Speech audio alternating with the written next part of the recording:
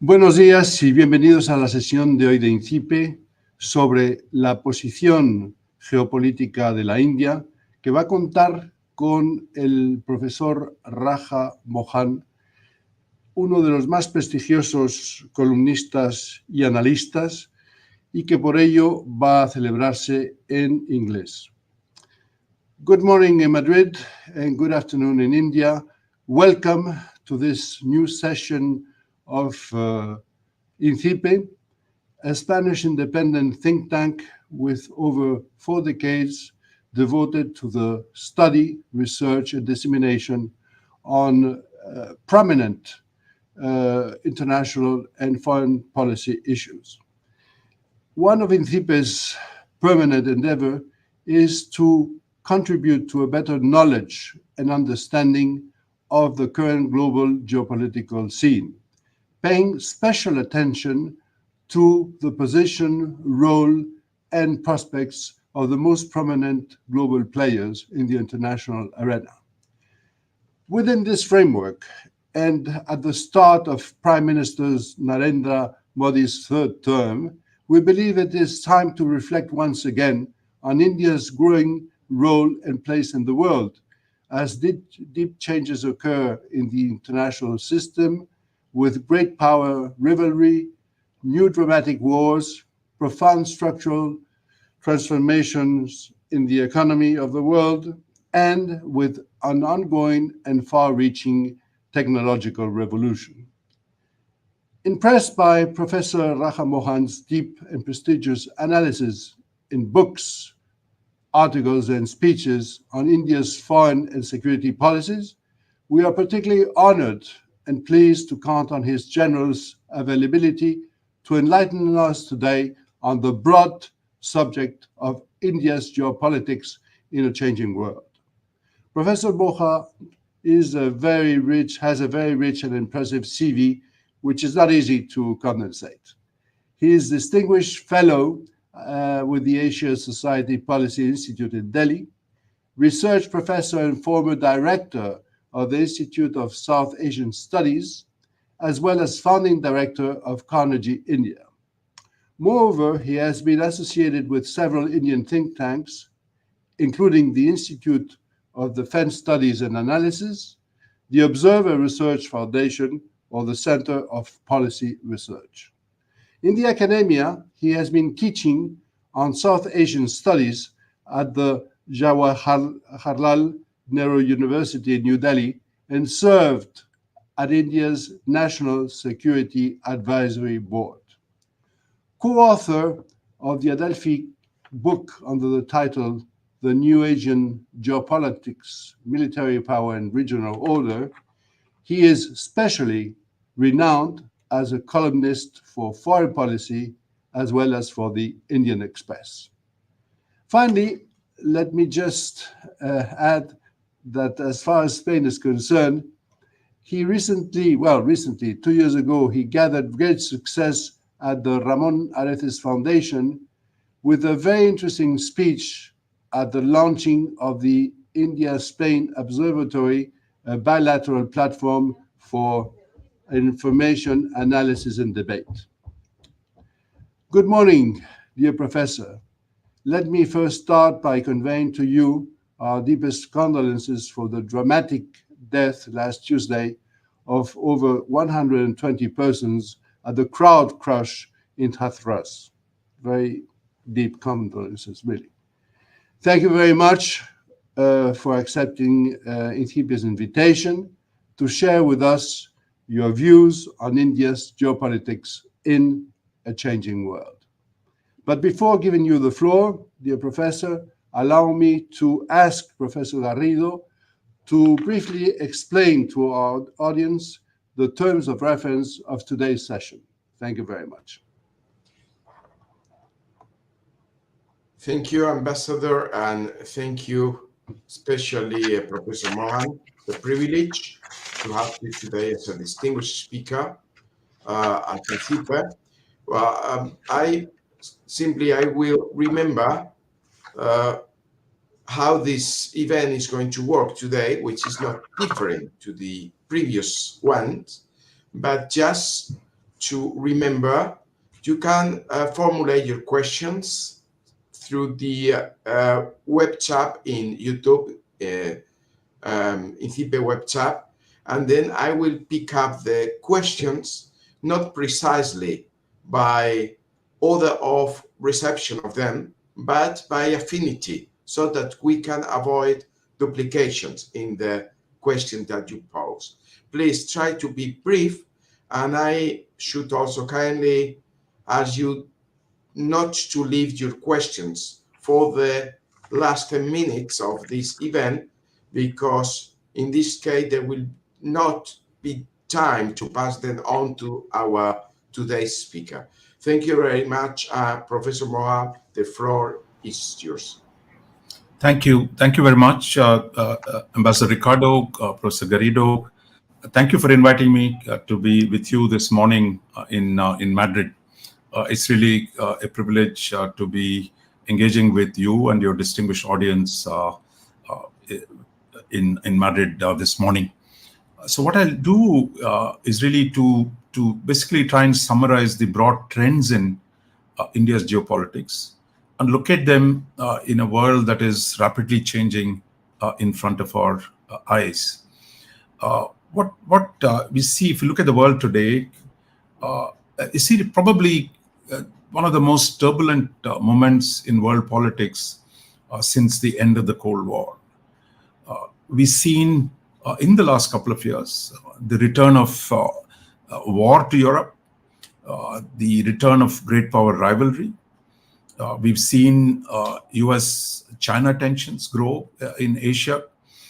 And if Europe is already facing a war and whose consequences are just beginning to unfold, the prospect for a war in Asia between US and China would be even more consequential than what we've seen in Ukraine before. And making this even more challenging is the fact that the two theaters, Europe and Asia, can no longer be seen as separate theaters, thanks to the new partnership without limits, or the alliance between Russia and China, and China's growing role in Europe, and Europe's own growing interest in the Indo-Pacific, point to an integration of these two theaters that we've long seen as separate. Besides this Sino-Russian alliance, we've seen the growing capacity of Iran to destabilize the Middle East. We know the North Koreans can do much the same in Northeast Asia. So therefore, I think we are here today, after nearly 30 years of relative peace in the international system today, we are today facing a great power rivalry that promises to upturn the world in the coming years. To make matters worse, I would say there's a second broad trend in the geopolitics of the world on the economic side. The assumption at the turn of the century, or even a little earlier in the 1990s, that the world can unite into a single market and capital and labor can flow across this world across the borders easily, and that you can construct a post-national world through the imperatives, through the structures of WTO and deeper economic integration across the world. That idea of a globalist economy, we see that breaking down in the last few years, thanks to the pandemic and the breakdown of the US-China relationship. We are seeing the return of geoeconomics, if you will, as opposed to geopolitics. We've assumed all these years that economics and trade are no longer political, but what we've seen happen in the last few years, the weaponization of interdependence by China, as a result of that, we see growing demands for reducing too much dependence on one country, shrinking supply chains, reshoring production, and for rearranging the global order away from the kind of structure we thought was going to be permanent, that was built around the WTO framework, the World Trade Organization framework, which was formed in 2018. A third change, I think, in the world that we see unfolding is the technological revolution. That we've seen what seemed like started out as a digital boom at the turn of the century, today has become a flood with the emergence of artificial intelligence. And unlike many other technologies, we see artificial intelligence will have far greater impact on everyday lives, and its capacity to transform a range of other areas, including biology, biotechnology, and the organization of a range of other industries is going to be affected by the emergence of artificial intelligence. Equally, artificial intelligence and related technologies today promise to disrupt the way we've organized politics, the capacity for deepfakes, the capacity to disrupt elections. We've seen some of that unfolding in Europe. So therefore, this is a technology that's also not just change the nature of the economies, but it's also going to change the nature of politics, because how we organize our politics in democratic societies is also under great threat. And then you have actually AI is also going to disrupt the global military balance, and we're going to see the first signs of application of AI in the military domain, but its effects on the global military order is going to be quite significant. So where does India fit into this? Today, if you look at India, India has slowly but surely has risen on the international stage. Today, in nominal terms of the dollar, India is the 5th largest economy. It will soon be the 3rd largest. Only Japan and Germany are ahead of it in terms of the aggregate GDP. India is close to Indian GDP today is at $4 trillion. Japan is slightly above, and the Germany a little more. So the expectation is that in the next 2 years, India's aggregate GDP in nominal terms will take it to the 3rd place. But we must enter some caveats here. I mean, that while India's rise is real, its relative position in the international system is growing, is important to enter 2 important qualifications to that proposition. One is India might be the 3rd largest economy in the near future, but it will be a distant 3rd. That China and the US will remain be the biggest economies, and the gap between those two and India will remain large, because US is more than $20 trillion and China is today around $19 trillion. That gap, I think, will remain for a long time. So US and China are going to be at the top of the global hierarchy. Of course, in the event that the EU, which is close to $20 trillion, if the EU becomes a coherent, a coherent geopolitical actor and a single entity, then of course EU would be right up there as the 3rd largest power in the international system. But as we all know, we are some distance away from it. The second important caveat that we need to keep in mind, while India's aggregate GDP has grown, its per capita GDP is quite low. I mean, it is still around $3,000 US. What it tells you is that a large part of India is still a developing country, that India's challenges of national development will remain for a long time to come. In fact, the ambition of Prime Minister Modi has been to turn India into a developed country by 2047. That is about 20 odd years from now, when India will mark the 100th anniversary of its independence. So that's an ambition that, assuming we can move from $3,000 today to $12,000, $13,000 per capita by 2047. But it's important to remember that while per capita income is low, aggregate size gives you capabilities that per capita income does not give. That is, large countries with large aggregate GDPs can do things which smaller countries with higher per capita GDP can't do it. For example, Singapore has $90,000 per capita GDP, 3rd largest per capita GDP in the world. But Singapore can't do, for example, a space program, can't do a moonshot, while India, at a much lower level of development, because it can pool its resources, can build advanced capabilities It has the third largest military spending. So all these put together, size gives you certain advantages. And the big challenge for India has been, how does it use its size and the leverage on the international system that Ambassador Ricardo talked about? How does it use this leverage to accelerate, to enhance its own internal development and bring greater prosperity to itself and greater peace and stability to the world around it? So those are the real objectives for India as we look ahead. Now, so what do we know about India's geopolitics and how is it changing? So I lay out really the basic proposition here, that at the time of independence, it was widely assumed, or Indians themselves insisted, that India was not going to be a geopolitical actor. That India, much like European rhetoric today, there's so much common between the European rhetoric today on being an empire of norms, being post-ideological state. Indian state, the founders like Jawaharlal Nehru, insisted that, look, we're not going to be in power politics. We don't want to do power politics. We want to support multilateralism. We want to support international law. We want to produce, peace and stability around the world. And we oppose military blocs because there's no need for them if the major powers come together. So it's very similar to what the Europeans say today.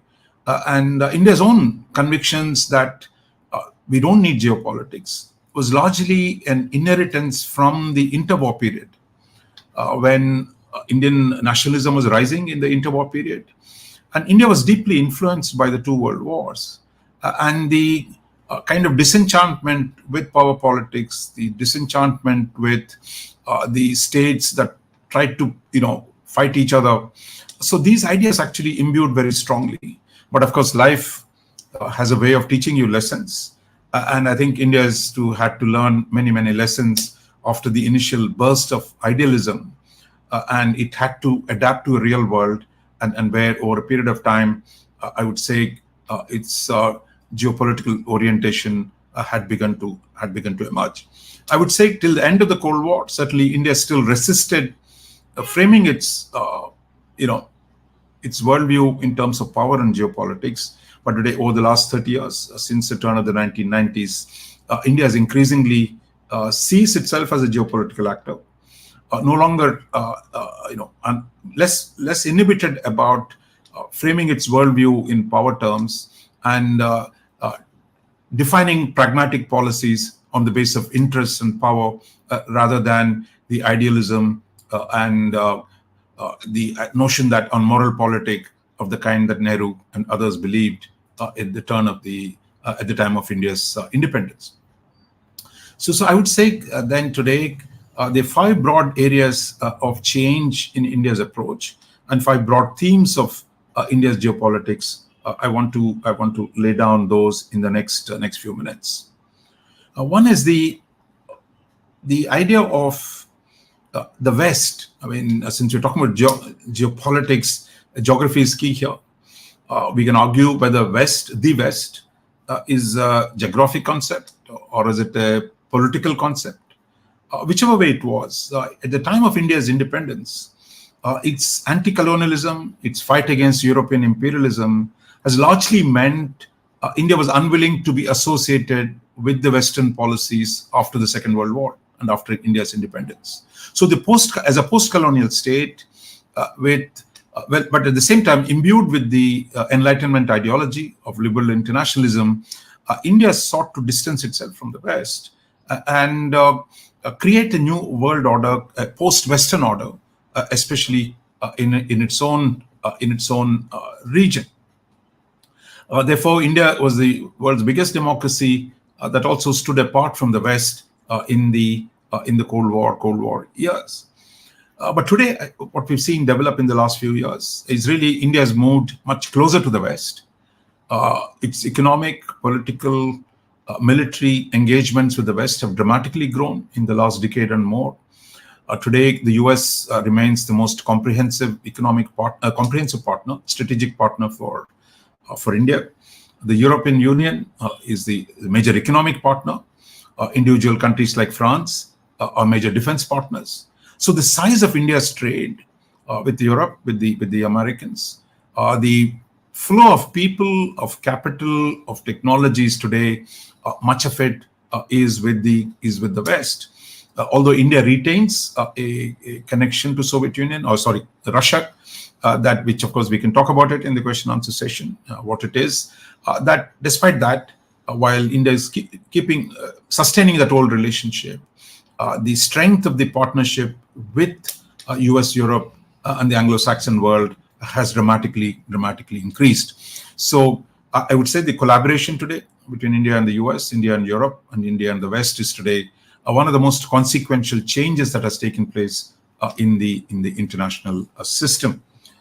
That brings me to the second area that I wanted to talk about. That is the Indo-Pacific, or Asia, if you will. Historically, what we talked about Asia. Today, if you can say, look, the waters of Asia, that is stretching from East China Sea to the west, to the Indian Ocean shores of Africa. That is broadly you can say the Indo-Pacific, but it is a large body of water today. When we use the term Indo-Pacific, we're referring to a large area. What has changed, in fact, the very construction of this term Indo-Pacific. Of course, our friends in Russia and the Chinese violently object to the notion of Indo-Pacific. For they see Indo-Pacific not as a descriptor, as a description of a region, but actually as a US attempt to contain China in Asia. India, of course, has now embraced the idea of Indo-Pacific. That does not mean India wants to contain China. But China is our neighbor, is a large neighbor. We're having serious problem with China on the boundary and a range of other issues.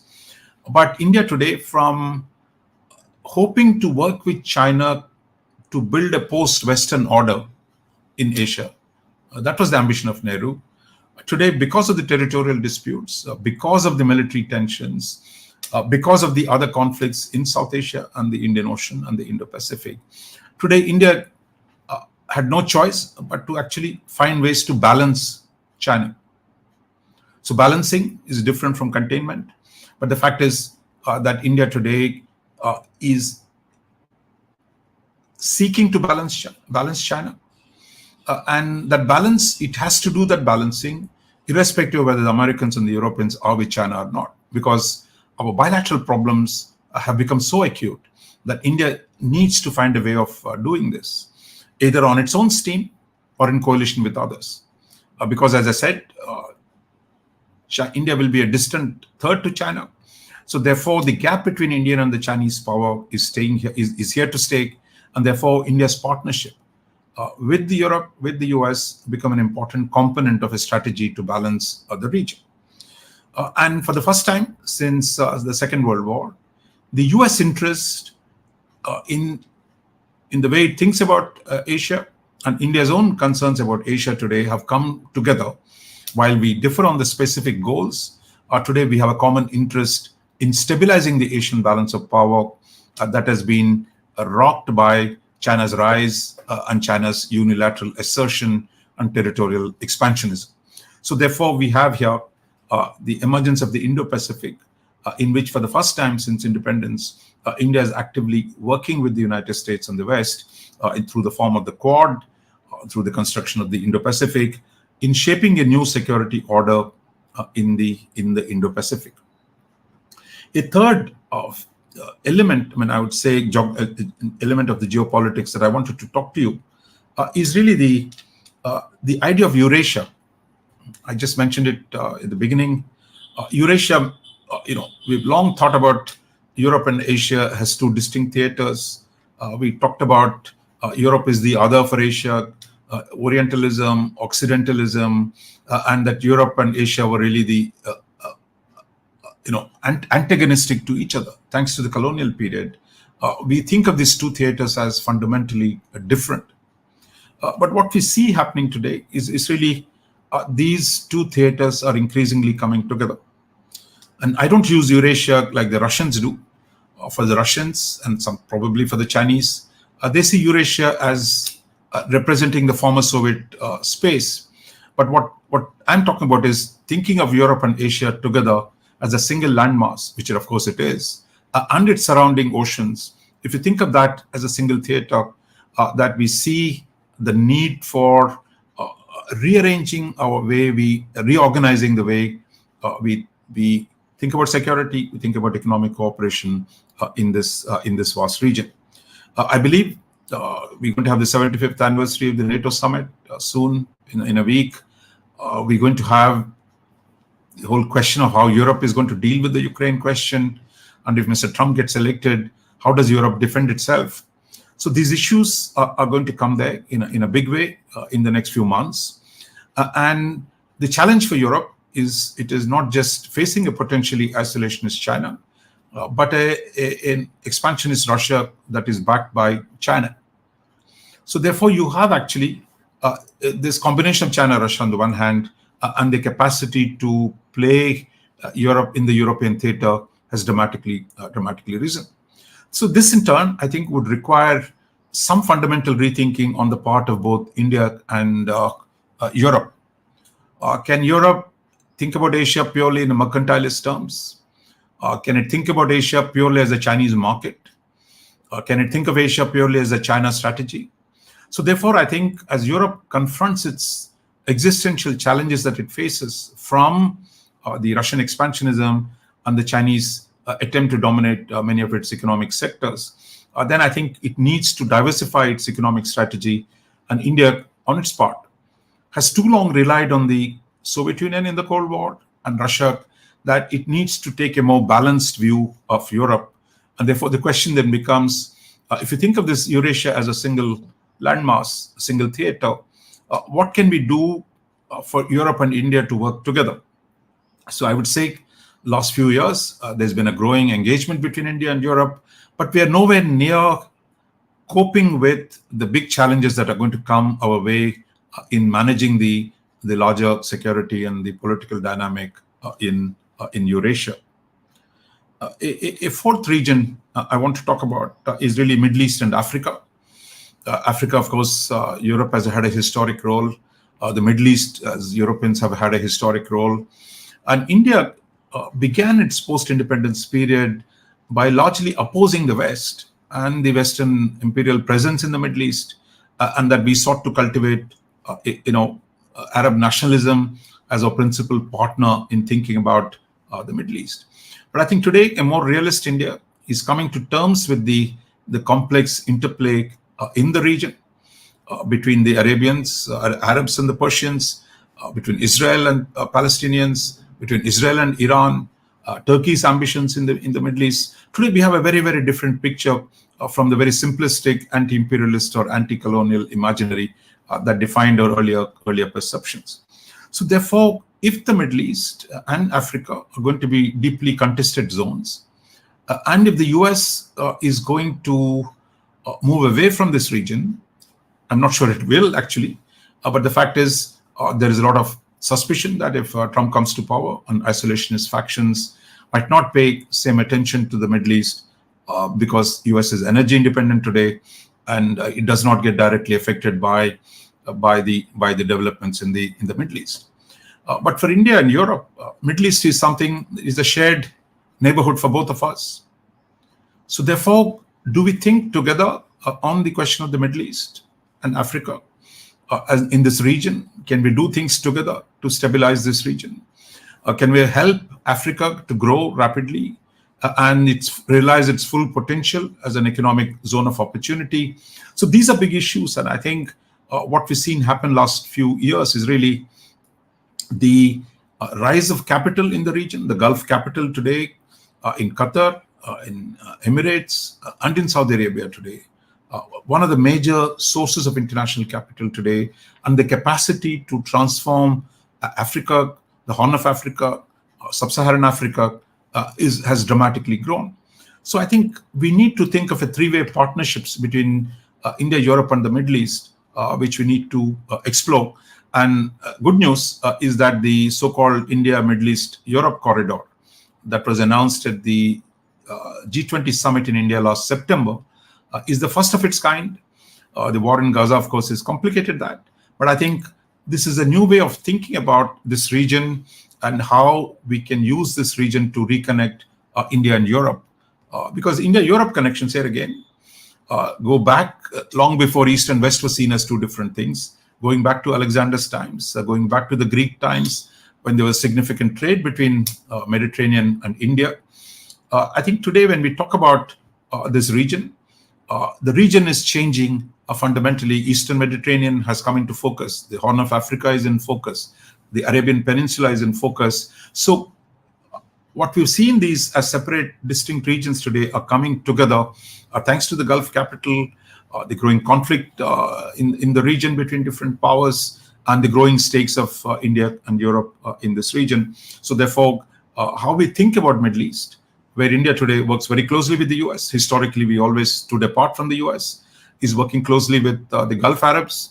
In the past, we like the Baathists and the guys in suits and not the guys in robes. But today, Saudi Arabia, UAE are important friends of India. So I think India's approach to the Middle East has changed. And one hopes that the Europe is also going to take a fresh look at the region. And I think that should open up some important opportunities for India and Europe to cooperate. So let me come to the last of the 5 geopolitical themes I wanted to talk about, which is really global commons.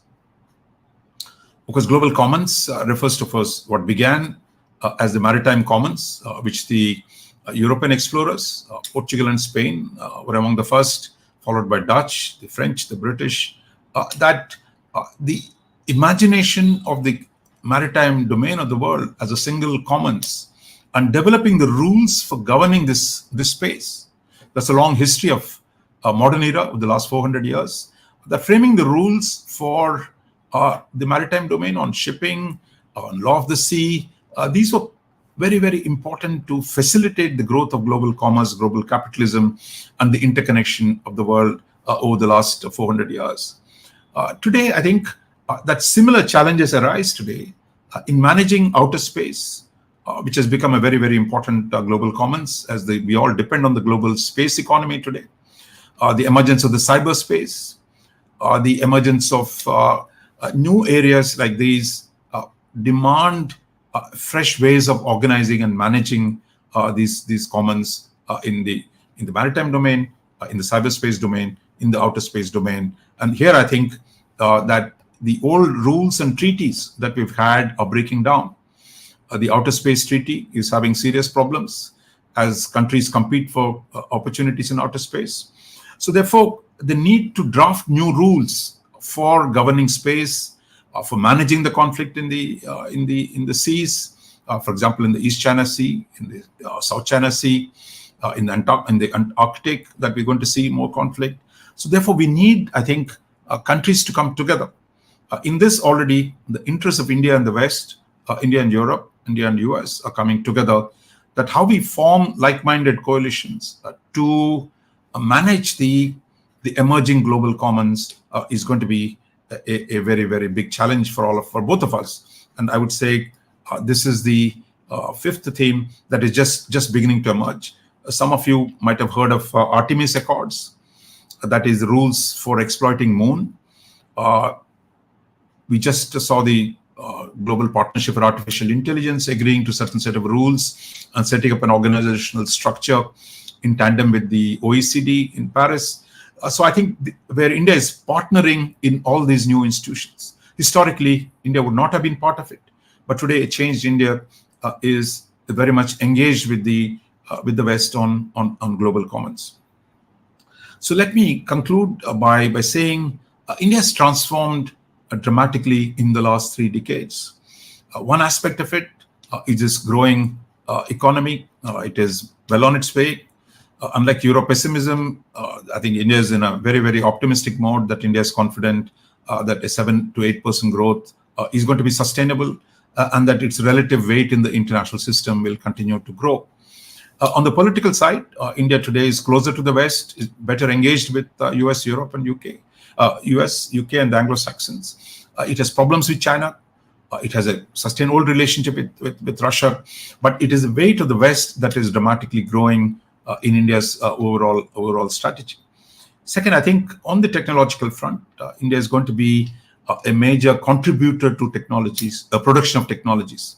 If in the past, India was a consumer of technologies, today, in the domain of AI, in the domain of digital and other areas where India is emerging as an important node in the global development of technologies. And then on top of it, of course, India has the talent, the technological manpower that is needed to sustain the AI boom in the West and beyond. So these factors today have put India on a different plane. And the challenge for India is how does it use the existing opportunities that it has on the global stage to accelerate, as I said earlier, accelerate India's economic development and to bring greater stability and peace to its region. And within this, whichever way we cut, if India and the West were not partners for a long time in the last through the Cold War, but today I think it is the partnership between India and the West is going to be critical for managing the evolution of the international system in the coming decades ahead of us. I'll stop here, Professor Garrido, and then maybe if you want to move to. So thank you so much for your very comprehensive presentation. And we have a lot of questions, starting with Russia. And my good friend Jose Maria Lopez Navarro asked, it's fine that India wants to have a balancing role with China, but what about with Russia? How should India balance its relations with Russia in the context of the current war in Ukraine?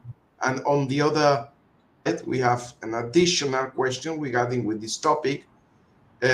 What should be India's diplomatic strategy to handle the growing influence of Russia in South Asia?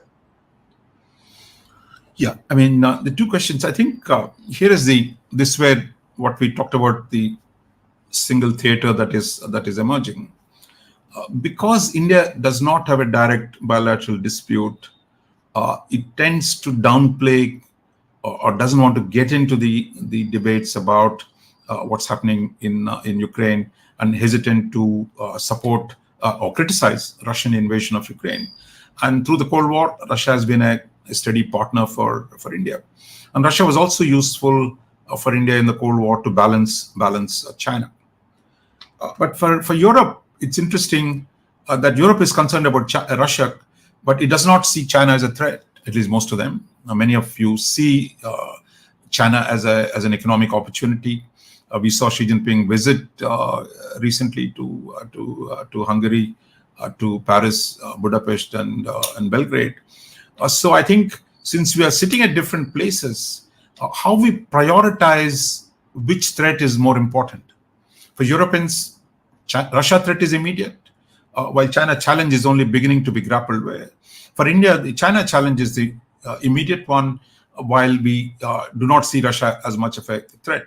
But I think here where both of us need to move forward to recognizing the dangers of the coalition that Russia and China are building.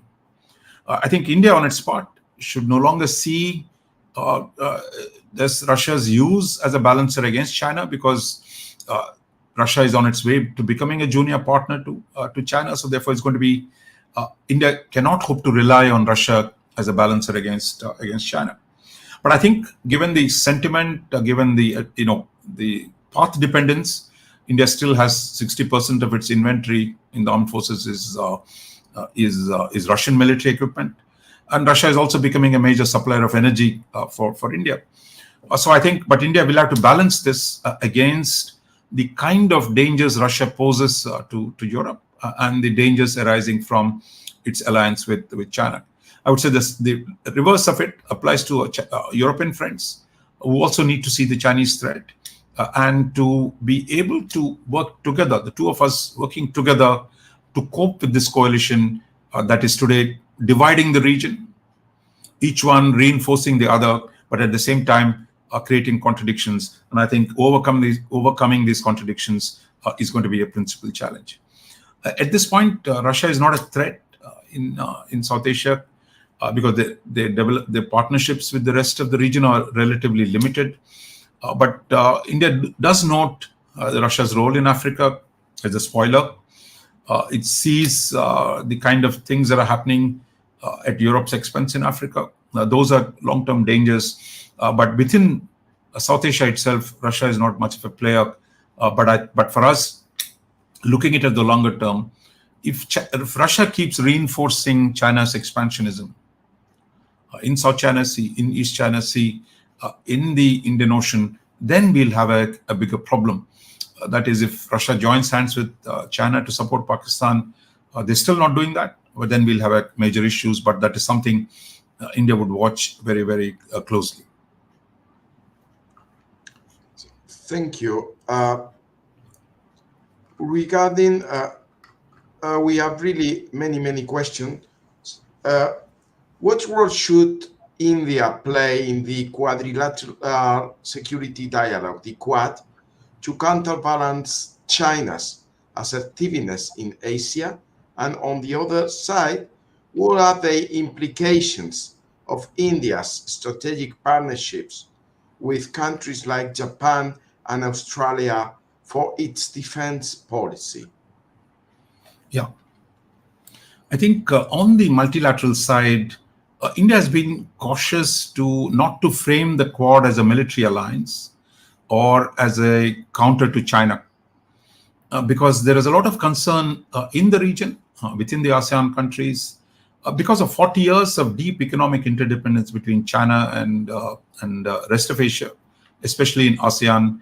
There is a very anxieties about framing anything in anti-China terms. Just as in Europe, many in Europe don't want to frame the developments in anti-China terms given the large economic stakes.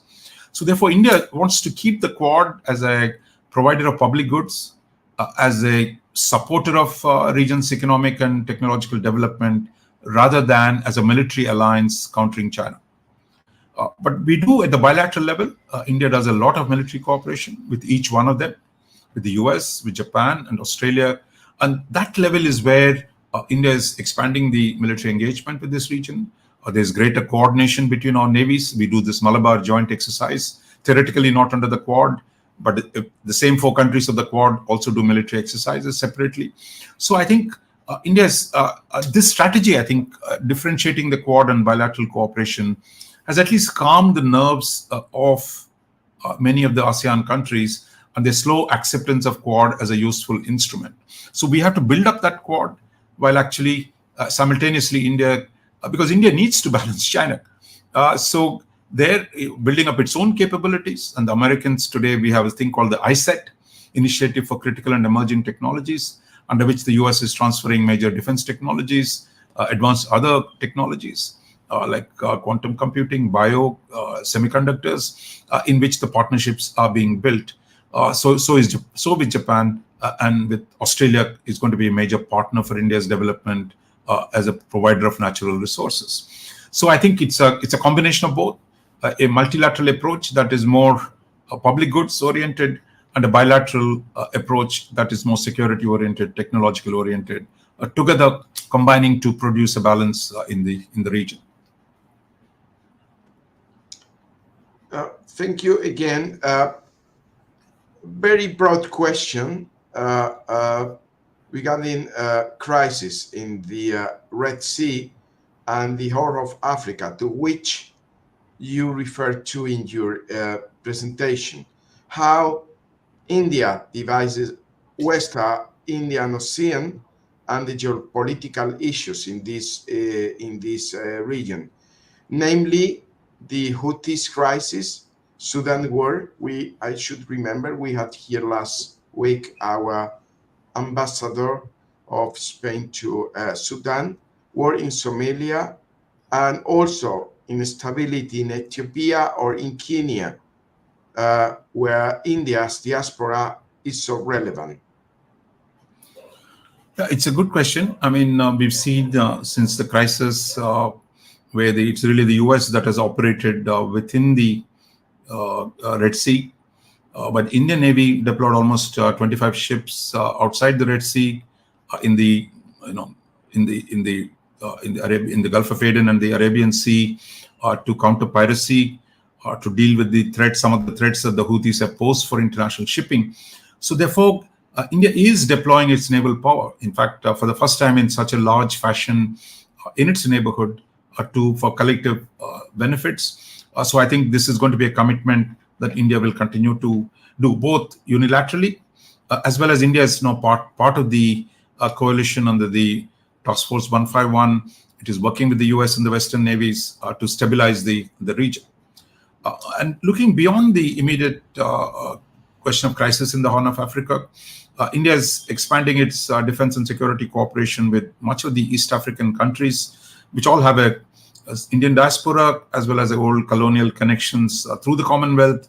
That is, India is stepping up, and India is also joining hands with Europeans, for example, Germany, France, and Japan, to contribute to the economic development of Africa by taking up projects.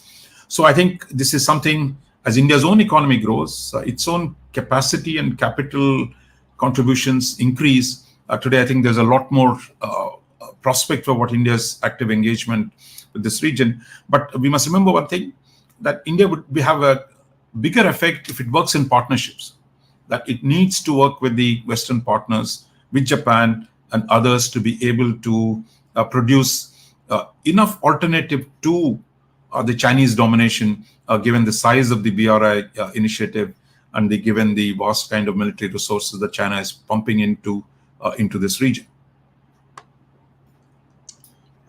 Thank you. Also, regarding India and Pakistan, which it's a topic that you expected also to be asking for, we have a couple, more than 2 questions, but let me pick up this one.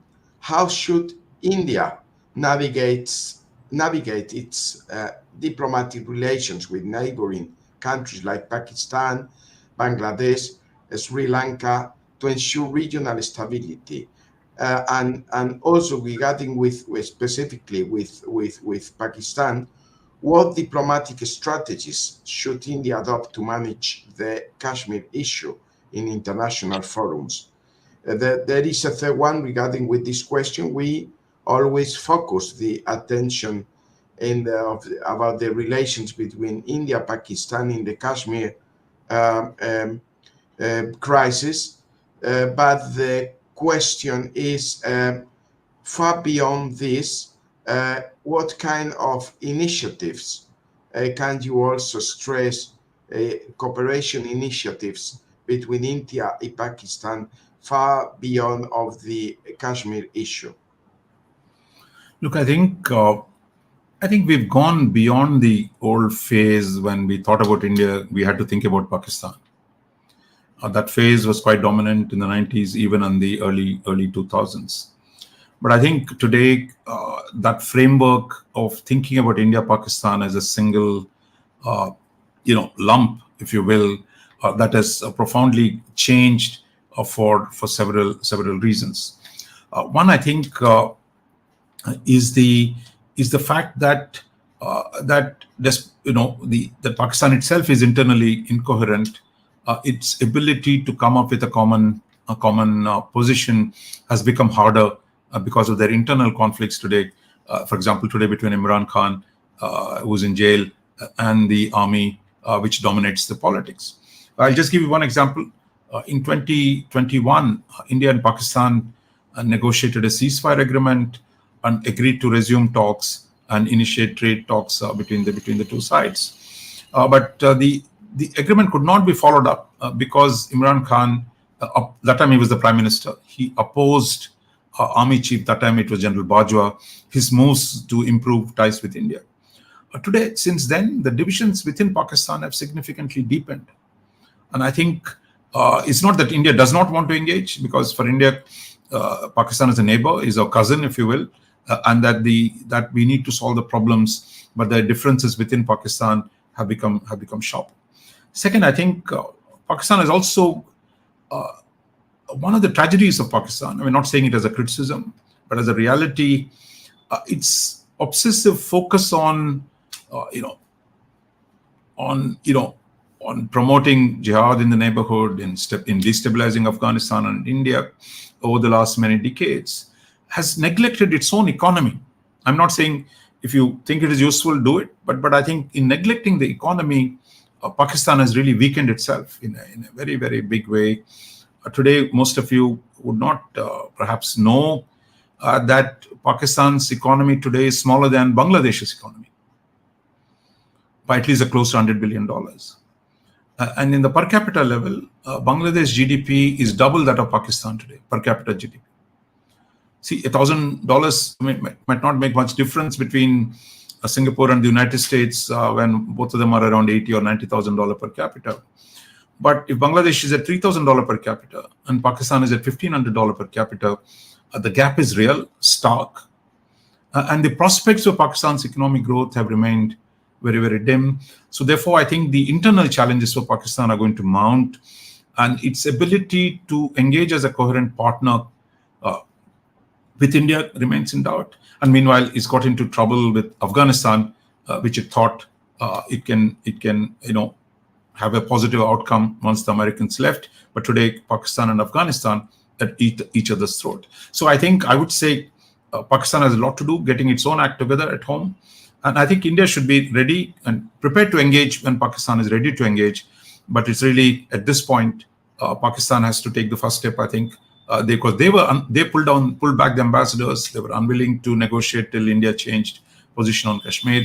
So I think at some point, hopefully, there'll be enough room for us to resume a dialogue. But I'm still hopeful by the end of this year, we should be able to reconstruct a dialogue once India has elections in Kashmir, and that gives some face saving for Pakistan to come back to the negotiating table. So thank you. We have 3 last questions, maybe 4 if we have still the time. One are really complex. Regarding the Middle East, which is your assessment on major global players' positions on the current situation in the Middle East? Can India act as a mediator in the ongoing geopolitical tensions in the Middle East? If so, how? And finally, how can India balance its relations with Israel and Palestine in the context of the Middle East peace process?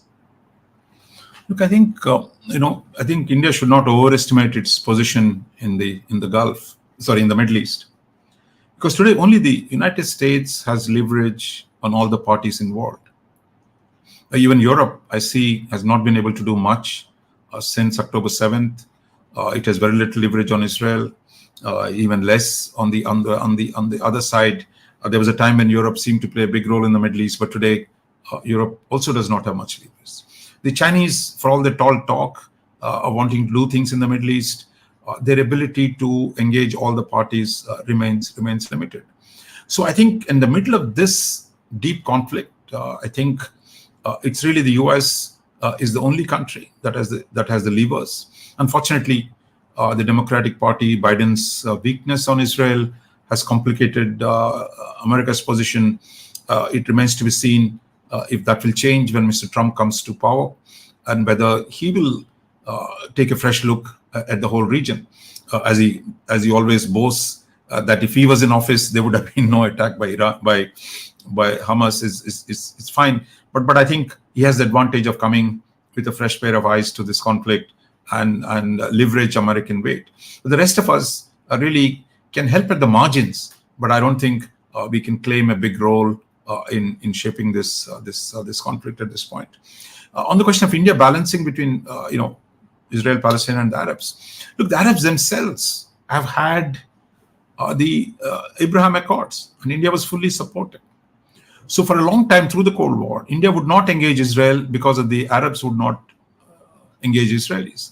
But today the situation has changed profoundly with the Abraham Accords, and there is, despite what's happened in Gaza, there is no boycotting of Israel by the Arabs. So at this point, unless Mr. Netanyahu makes it worse for everybody and takes down all his friends with him, I would say India has no direct conflict today, that it's in a good position to continue engaging Israel.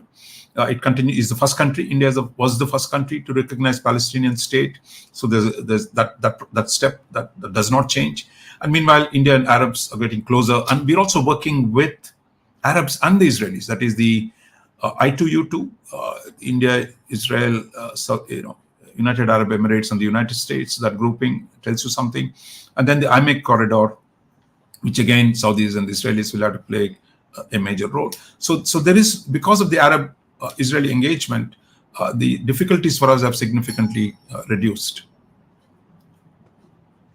So, thank you, Professor Mohan. Well, the defense policy, it's as a topic of attention for our participants. Is India's current defense policy adequate to handle the multi-front challenges posed by the neighboring countries? What should be India's strategy to deal with the increasing military cooperation between China and Pakistan? And in what ways can India modernize its military to address contemporary security challenges?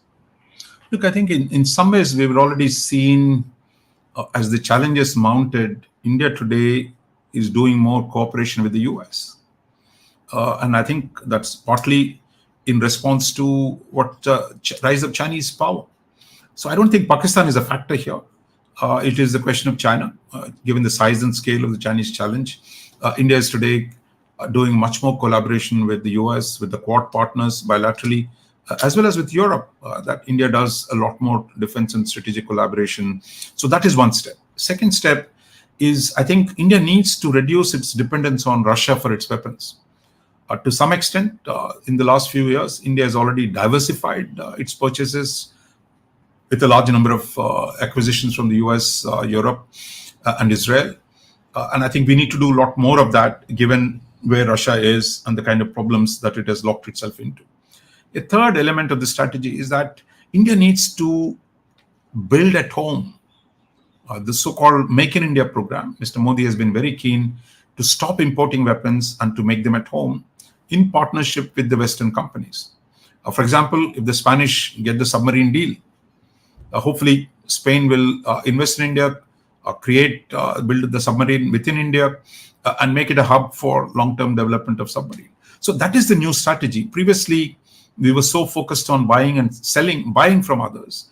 And today, India is insisting no more buying of major platforms, and that whatever we buy must involve some amount of indigenization and indigenous manufacture.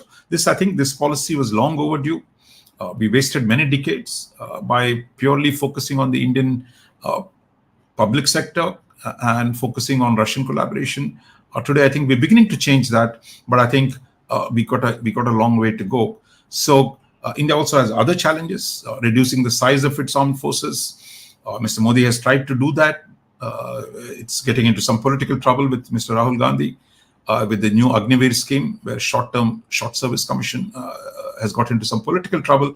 But I think we have the right ideas, but implementing them, I'm surely some of them will be politically difficult, or some of them will take time. But I think the direction where India is encouraging its own private sector and public sector to contribute more for defense production is beginning to bear some fruit. For example, Airbus deal to produce C-295, I believe it was again a Spain-based Airbus that is in collaboration with the Tatas, you're producing the military transport aircraft. That is the kind of deals, I think. So hopefully Spanish will also get the submarine deal. And I think that's the direction we got to go. A Western capital in partnering Indian companies to produce modern defense equipment. Thank you. Well, I didn't want to forget the question delivered by our good friend, Lieutenant General Juan Antonio del Castillo. May Iran and affiliates eventually become friends in that policy of India?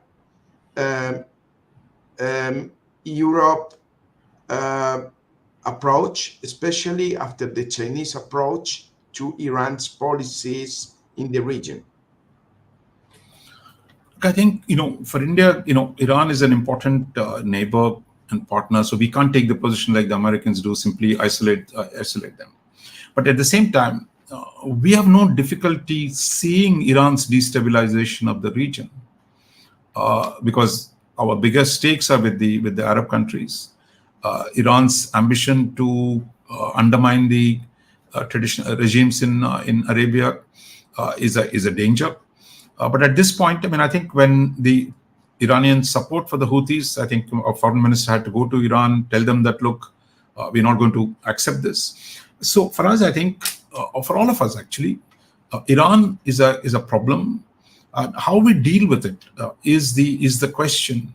And there, I think opportunities have been missed by super hawkishness in the US over the years. But today, the question that India will do two things. Does it help the Arab friends to develop their deterrent capabilities? India is doing more and more defense collaboration with the Arabs, including Saudi and the UAE, to build their deterrent capabilities, to work with our Western partners on that. Second, engage Iran and make sure that they're not completely isolated and dependent only on Russia and China. I think that's where Europe had a historic role. The question is whether we can do this, given the mood changes in Washington. One administration says we'll do the nuclear deal, next one says we're going to scrap it. We've kind of dropped the ball several times. But there's no question, as Iran's power, its capacity to destabilize are growing by the day. And if it acquires nuclear weapons, then it's going to be a matter of already, why Saudi Arabia is negotiating a nuclear agreement with the United States is largely to deal with that. So I think the moderate Arab regimes need to be supported. And I think what we do with them, how we help them, is the most important immediate proposition I would suggest. Thank you. And finally, two last questions. The first one, to close the cycle on the relations, diplomatic and policy question we got in the regional context of Iran, of India. What should be India's approach towards the Taliban-led Afghanistan in terms of diplomatic and security concerns? Yeah, Taliban, in fact, for us, the Taliban's capacity to its jihadi policies over the years, when it was under the guest of Pakistan, were a problem. But today, in fact, the Taliban is telling us that they do not want to promote any destabilization of India in Kashmir. So they're looking to India to seek a partnership. They're seeking India's assistance to build, to provide humanitarian assistance or to develop their economy. Though it was widely assumed the Taliban would be very hostile to India, given their historic relationship with Pakistan. Today, what has happened is the reverse. That Taliban is having bigger problems with Pakistan and is very open, very enthusiastic about building a partnership with India. But I don't think India, while it is engaging Afghanistan and Taliban Afghanistan, I don't think it will break international ranks in terms of recognition or of legitimizing the regime and some of the nasty things it does internally. But like everyone else in the West, the question, do we simply ignore Taliban because the kind of bad things it does internally? Or do we engage them? Or do we draw them into the mainstream? I think those questions are there for all countries, even in Europe, between those who want to give humanitarian assistance and the others who say rights of women must take priority. So I think we are in a bad place in Afghanistan. But I don't see, after having the West has the appetite anymore, after 20 years of trying to fight the Taliban and bringing them back in after trillions of dollars of expenditure, there's any appetite in the West to take that high moral ground in Afghanistan. So in the US, we've seen has often turned its back on conflicts that it once was deeply embedded in. So I think the issue has to be dealt with regionally in a way. Regional countries will be increasingly playing a larger role.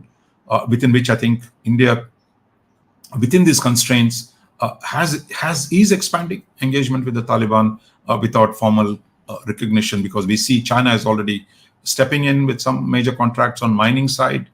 Iran is engaged, but I think for India, interest in Afghanistan real, and whoever rules Kabul over the decades has seen, because India does not have a border with them, that India is seen as a potential balancer, as a country that gives them space for strategic autonomy vis-a-vis their neighbors. So that goodwill for India has endured, irrespective of who rules Afghanistan. And I think that will give India some room to contribute to positively to the Afghanistan's evolution. Thank you, Professor Mohan. Well, the last one, which is totally different to the previous ones, which are the geopolitical consequences of India's strategy regarding climate change and decarbonization policies? You need a whole different place for that, and a whole different level of expertise. Look, I think here is India's challenge, which is really India's per capita consumption of energy is one of the lowest in the world. That if it wants to grow, it needs to produce more energy, and you can't simply say take the position the Europeans have taken to say, look, to hell with carbon, and we're not going to do any. But at the same time, what we've seen Mr. Modi do in the last 10 years is to really step up on the renewable investment in renewable energy, which has actually grown quite rapidly. While the carbon continues to be there, I think the enhanced role for non-renewables is a positive development. But I think the structural constraint, how does India, as a late entrant to development, how does it generate energy for its people and for its industrialization without burning down the world? Because India's size here comes into play. Because if India keeps building carbon capacity, and that will be catastrophic. Similarly, for Europe, the question of distributing the costs of environmental decarbonization is a problem. Therefore, I think we have to find alternatives here. And the earlier promises of the West to deliver economic support has not worked. But I'm a techno-optimist, and I hope the answer will eventually have to lie in technologies, and that it is technologies that are going to help break the cost argument in the West, or the best option argument in India. And therefore, I think investment in green technologies, in green transition, is the only way India can actually bring in more energy, as well as reduce the impact on global environment. Meanwhile, we don't know what Mr. Trump is going to do if he comes and says that, look, I'm going to unleash more oil drilling. Then I think we are in a whole different world. I don't see him continuing in the Paris Accord. While India has been a strong supporter of the Paris Accord, is working closely with the French to develop the Solar Alliance and other initiatives. So I think we are in a bit of a fix, because if the US changes its policy again, all bets are off. So thank you, Professor Mohan. Thank you and congratulations, especially for your presentation and for having answered very successfully all the many and complex questions that have been posed by our participants. Thank you also to our participants. And before concluding this event, I will give the floor to the Secretary General of INCIPE, Ambassador Ricardo Díez-Hochleitner. Please, Ricardo.